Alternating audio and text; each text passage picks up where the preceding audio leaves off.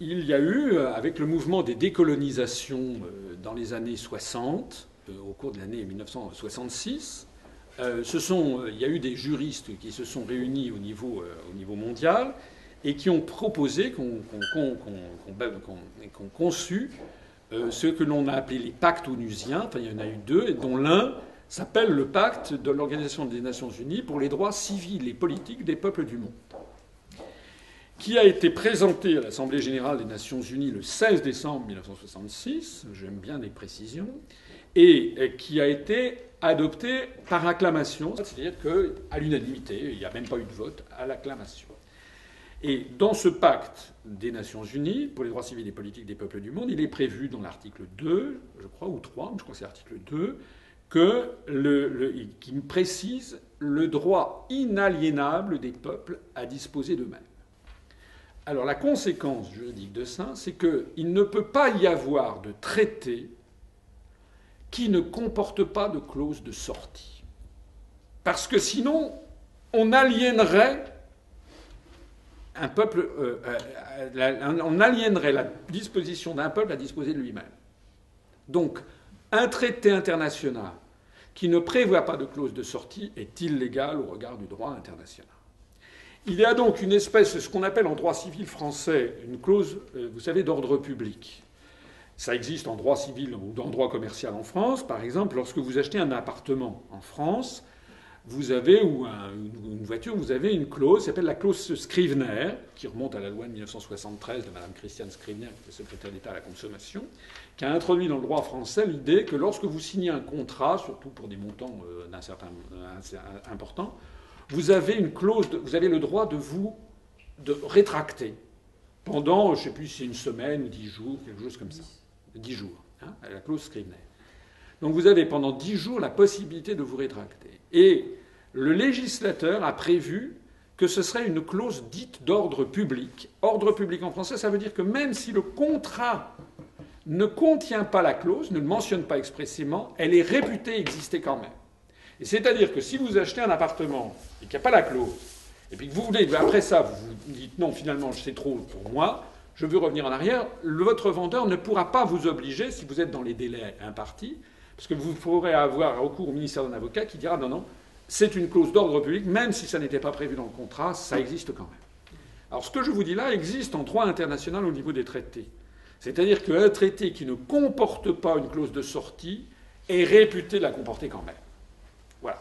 Alors, en 1957, c'était avant 1966, ça ne vous a pas échappé.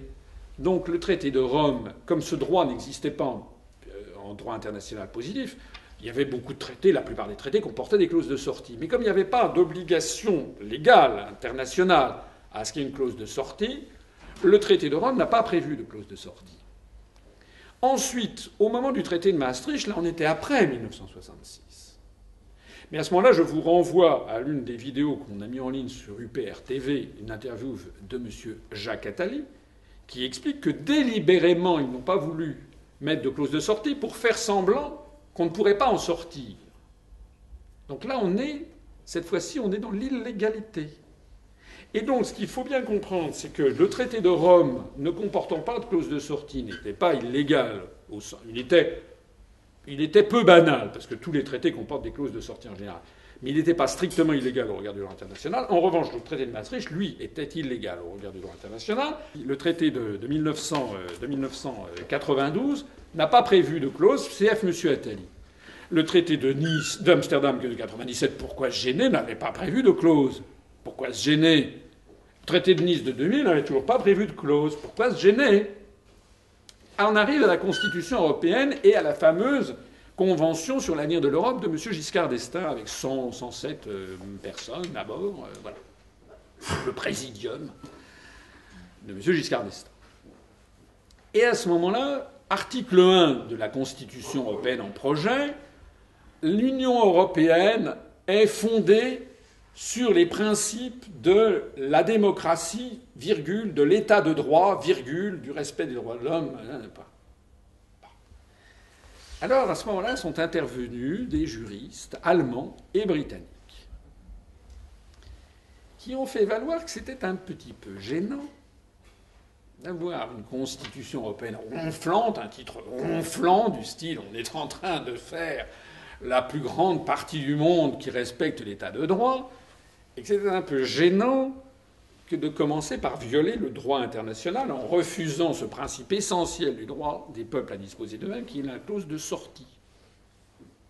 Alors il y a eu des débats épiques.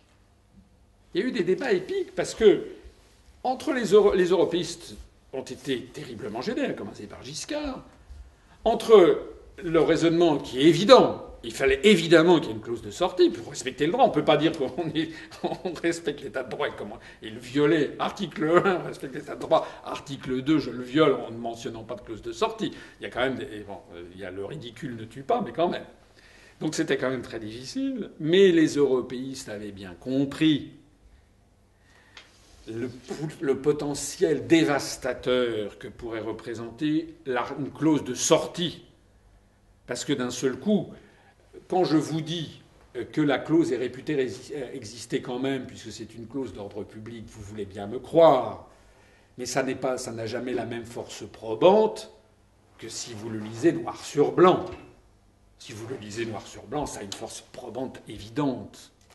Donc, après beaucoup de tergiversations, il y a beaucoup de gens qui ont dit qu'il ne fallait pas mettre de clause de sortie, puisque par ailleurs, depuis le traité de Rome,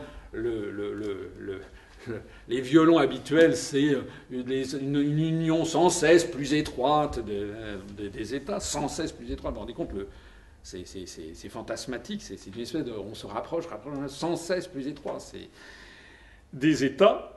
Donc beaucoup de gens, beaucoup, dans ces petits sénats, il y a des gens qui refusaient absolument de mettre la clause. Finalement, il a été décidé d'introduire une clause de sortie, parce qu'on pouvait difficilement faire autrement, parce qu'il y avait quand même les juristes britanniques qui sont des durs à cuire, les juristes allemands qui sont encore plus des durs à cuire.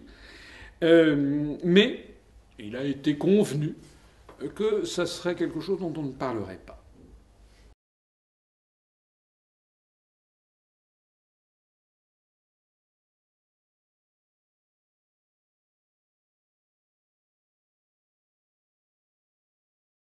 Je crois que c'est plus un désaccord de forme que de fond. Moi, je considère comme eux que l'Union européenne est finie. Mais je ne veux pas confondre l'Union européenne et l'Europe.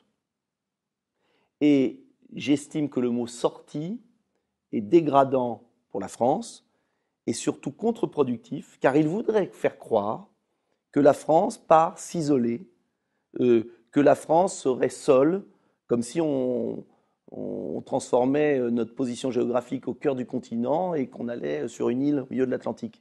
C'est pas ça. En tout cas, moi, je ne veux pas ça. J'estime que c'est plutôt à l'Europe, au peuple européen, de se débarrasser de l'Union européenne. Et j'estime que si la France le décidait, mais quasiment l'ensemble des peuples d'Europe applaudirait.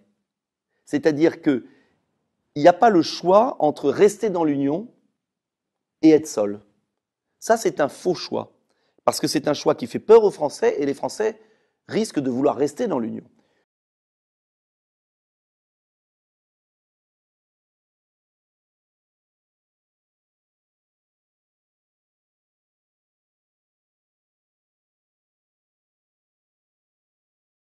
Le choix que nous avons est différent. C'est d'avoir le courage de démanteler l'Union européenne et immédiatement les autres peuples vont suivre.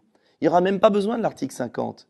Le jour où la France dira, parce qu'un nouveau président de la République aura été élu, et si j'étais élu président de la République, j'irai immédiatement dans les 27 capitales. En 15 jours, je ferai les 27 capitales. Et j'irai dire aux chefs d'État et au peuple, cette organisation est finie, on va la démanteler. Et on va reconstruire quelque chose qui marche. Je vous redonne votre liberté. C'est le même esprit que 1789, 1848. C'est la France qui n'impose pas au reste, mais qui va libérer les peuples d'Europe de la tutelle de l'Union européenne. Alors certains accepteront, d'autres n'accepteront pas. Mais on ne sera pas seul, on ne sera pas sorti, puisqu'on sera au cœur de la reconstruction. Il ne s'agit pas d'une entreprise de fuite, on n'a pas à fuir. C'est exactement comme si,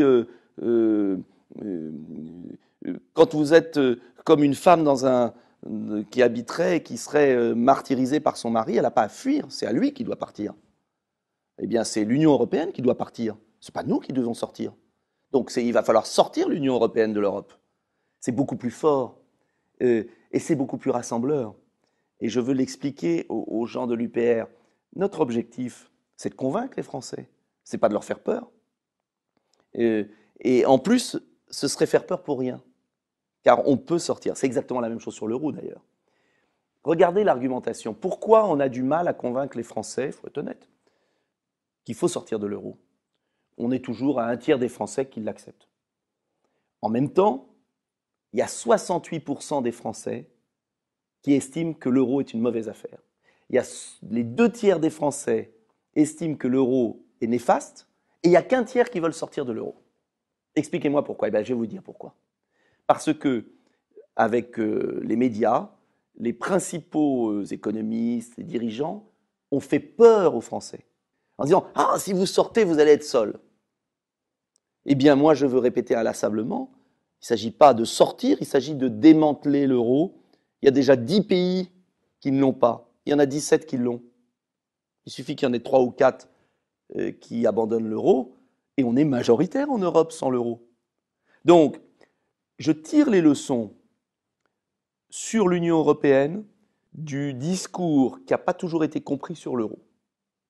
Et je veux expliquer aux Français qu'au contraire, s'ils ont un jour un président de la République, un Parlement qui décide de reprendre sa liberté, de redonner sa liberté au peuple français, on ne sera pas du tout isolé, on ne sera pas sorti.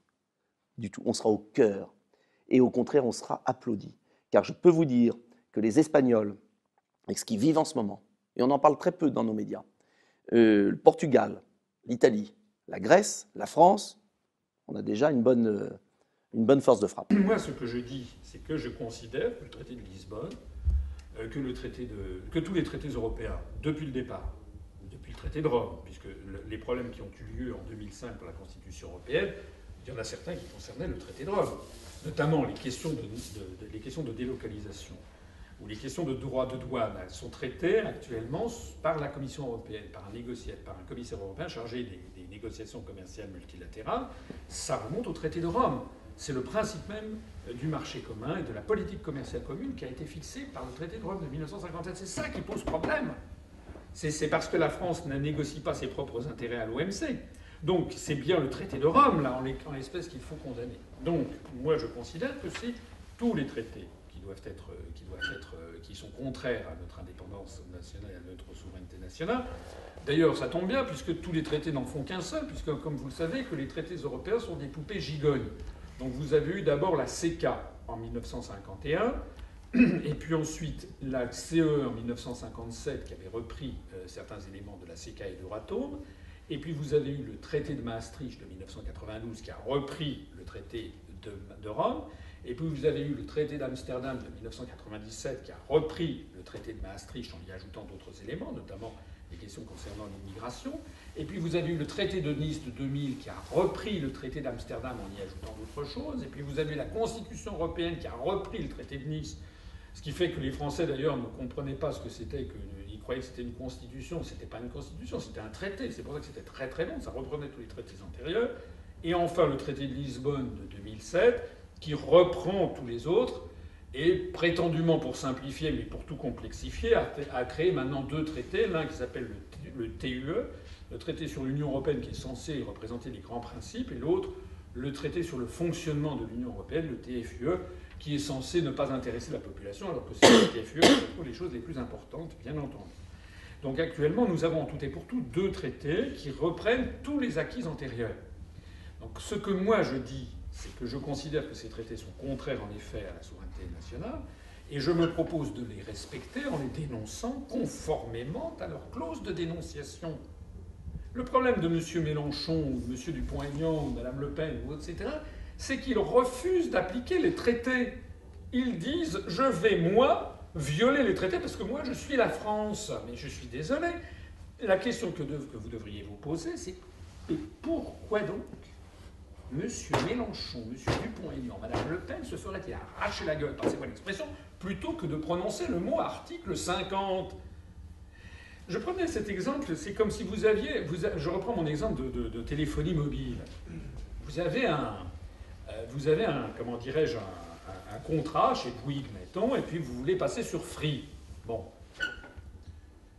Vous avez deux personnes, et vous vous adressez à deux personnes. Vous avez deux amis. Il y a un premier ami qui vous dit t'as raison, passe chez Free, etc. Tu les emmerdes, voilà, ou ne paye pas tes dernières, comment dirais-je, tes derniers prélèvements, tu t'en fiches, etc. Et puis vous en avez un autre ami qui dit non, attends, faut pas déconner.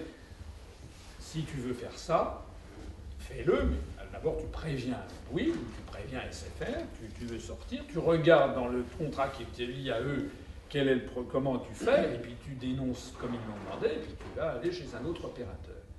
Quel est le bon conseil des deux? C'est évidemment le second, parce que si vous imaginez que vous allez quitter comme ça, que vous allez violer un contrat qui vous lie avec un fournisseur, que ce soit de téléphonie mobile, ce sont des petites sommes, mais sur des sommes beaucoup plus importantes. Mettons par exemple, c'est comme si vous étiez aussi... vous achetez un appartement, quoi. Vous avez un appartement, vous devez 150 000 € à la BNP, et puis que vous dites d'un seul coup, ben non, finalement, moi j'en ai assez, après tout moi c'est moi, et donc je ne vais pas payer mes traites.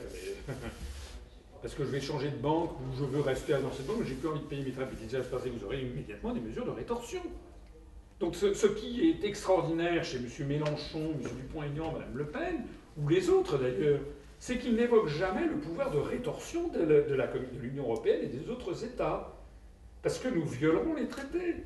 Le respect des traités, ça ne veut pas dire qu'il faut respecter tous les traités qui ont été signés, ça veut dire qu'il faut respecter tous les traités, et que si certains des traités ne nous plaisent pas, nous devons les respecter en les dénonçant conformément aux clauses qu'ils ont prévues.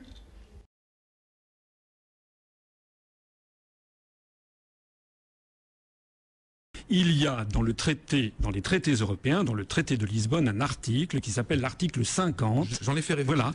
Mais vos auditeurs ne sont pas forcément au courant, qui précise les modalités de sortie juridique de l'Union européenne pour un État.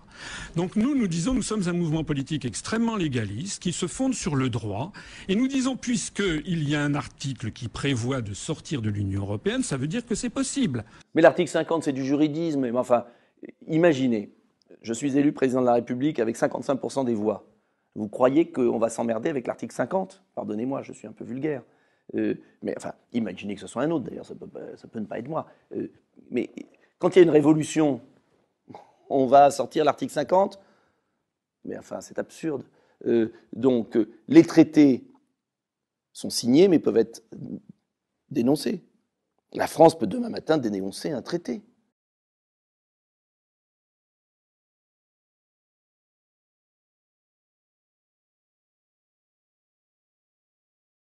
J'aime bien quand on me critique parce que j'aime le droit. J'aime bien qu'on me fasse ce reproche parce que le droit, c'est la base même de la démocratie et des droits de l'homme. C'est que quand on bafoue le droit, on bafoue tout.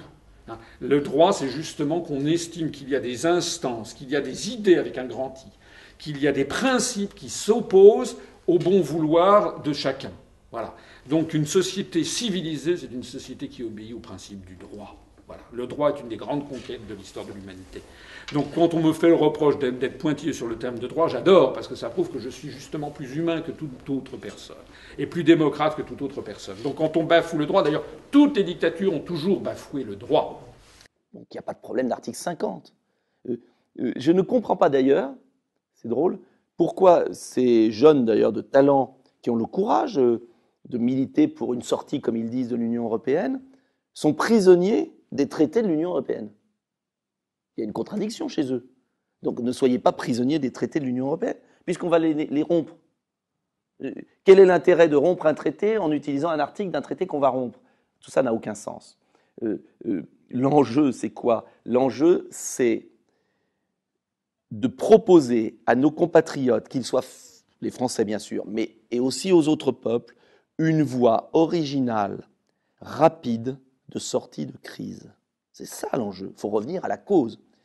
Moi, je veux démanteler l'Union européenne et la remplacer par une construction de projets à la carte parce que je veux des résultats.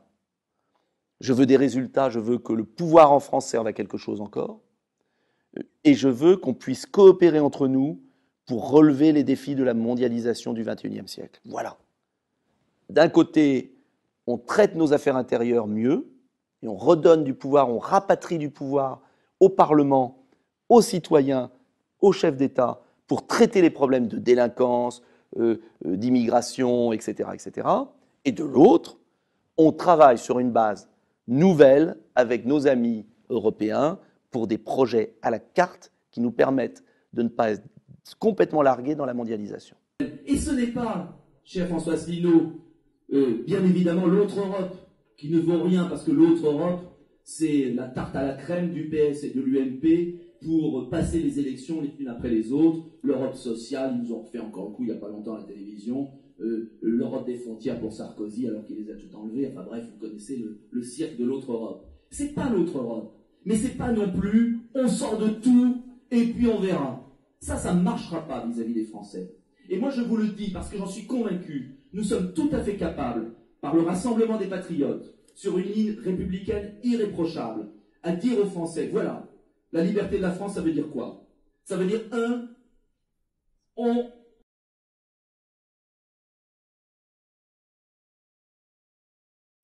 renégocie tous les traités. Ça veut dire qu'on sort de l'UE, mais qu'on le formule autrement. On renégocie tous les traités. C'est-à-dire exactement ce qu'avait fait le général de Gaulle, qui avant de sortir de l'OTAN, avait envoyé un mémorandum aux Alliés, et avait dit, voilà comment je veux voir l'OTAN. Et il avait laissé le temps aux Américains de répondre. Ils n'ont pas répondu, il est parti. C'est la même démarche, moi, que je pense nécessaire de faire vis-à-vis de l'Union européenne. Nous, on joue plus. On joue plus. Ça veut dire qu'on ne signe plus, on ne trouve plus valable ces traités. Mais on propose autre chose. On propose autre chose. On propose quoi? Une Europe des nations démocratiques libres qui coopèrent entre elles sur les grands projets du XXIe siècle.